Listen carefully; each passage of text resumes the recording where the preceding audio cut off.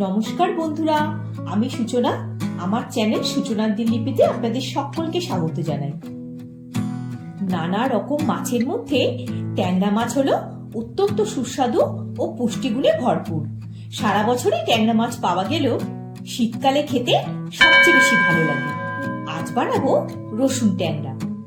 একটু ছোট সাইজের ডিমওয়ালা ট্যাংরা মাছ 6 পিস নিয়ে নিয়েছি। ভালো করে ধুয়ে জল ঝরিয়ে রাখা আছে। একটা বোলে মাছগুলোকে নিয়ে নিচ্ছি। মাছগুলোতে একটু হলুদ, স্বাদ মতো নুন ও একটু সর্ষের তেল দিয়ে ভালো করে মাখিয়ে নেব। আপনাদের বলি, ট্যাংরা মাছ ভাজার সময় তেল ছিটকায়, তাই ধোয়ার সময় সবশেষে নুন দিয়ে রগড়ে গায়ের যে পিচ্ছিল কোটিংটা আছে সেটা বাদ দিয়ে দেবেন। তাহলে তেলে দেওয়ার সময় একটু কম ছিটকাবে। নুন, হলুদ আর সর্ষের তেল ভালো করে মাখানো হয়ে গেছে। গ্যাসের ফ্লেমটা অন করে কড়াতে দিয়ে দিলাম পরিমাণ মতো সর্ষের তেল।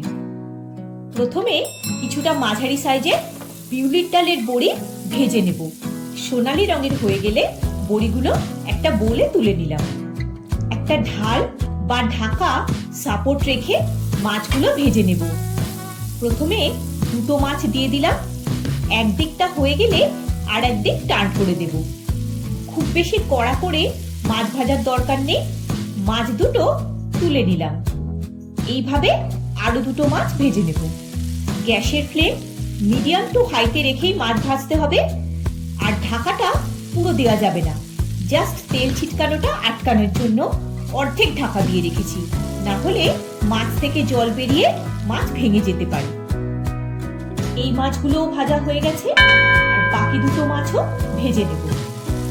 একসাথে সব মাছগুলো ভাজলাম না, যাতে টার্ন করতে সুবিধা হয়। এবার ওই তেলে দিয়ে দিলাম 1/4 চা চামচ কালো জিরে, কয়েক কোয়া রসুন। এই ছুরিটা দিয়ে প্রেস করে একটু থেতো করে নেব। আপনারা হামানদিস্তা দিয়েও করতে পারেন, তবে বাটা রসুন এক্ষেত্রে ব্যবহার করবেন না। কালো জিরে দিয়ে সুগন্ধ বেরোলে দিয়ে দিলাম রসুনটা। রসুনটা হালকা করে ভেজে নেব। দিয়ে দিলাম স্বাদ মতো নুন। রসুনটা হালকা একটা রং ধরে গেছে। এবার মাঝারি সাইজে টমেটোর স্লাইস দিয়ে দিলাম। স্প্যাচুলা দিয়ে টমেটোগুলো একটু স্ম্যাশ করে দিলাম। 1/4 চা চামচ হলুদ গুঁড়ো, 1/2 চা চামচ লাল লঙ্কা গুঁড়ো, 1/2 চা চামচ জিরে গুঁড়ো আর 1/4 চা চামচ ধনে গুঁড়ো দিয়ে ভালো করে মিশিয়ে নিলাম। যেহেতু টমেটো থেকে জল বেরিয়েছে, তাই মশলাগুলো খুব ভালোভাবে মিশে গেছে। আর রসুনটা নরম হয়ে গেছে, কিন্তু পুরো স্ম্যাশ করার দরকার নেই। রসুনটাও খাবার সময় মুখে পড়লে ভালো লাগবে। একটা গ্রেভির মতো হয়ে আসছে। 1/2 চা চামচ কাশ্মীরি লঙ্কা গুঁড়ো আর টেস্টটাকে ব্যালেন্স করার জন্য একটুখানি চিনি দিলাম। এটা অপশনাল, না চাইলে দেবেন না। সবকিছু ভালো করে মিক্স করে নেব। চিনি দেওয়ার জন্য রংটাও ভালো হবে। মশলাগুলো খুব ভালোভাবে মিশে গেছে। দুটো কাঁচা লঙ্কা দিয়ে দিলাম। ঝালটা আপনারা স্বাদ মতো দেবেন। মশলাটা দিয়ে তেল ছাড়াও শুরু করে দিয়েছে। এবার দিলাম পরিমাণ মতো উষ্ণ গরম জল। ভালো করে মিক্স করে দেব। গ্যাসের ফ্লেমটা মিডিয়াম টু হাইতে রেখেছি, যাতে জলটা বয়েল চলে আসে। যেহেতু জল দিয়েছি, তাই দিয়ে দিলাম স্বাদ মতো নুন। এই রান্নাটা খুবই সিম্পল।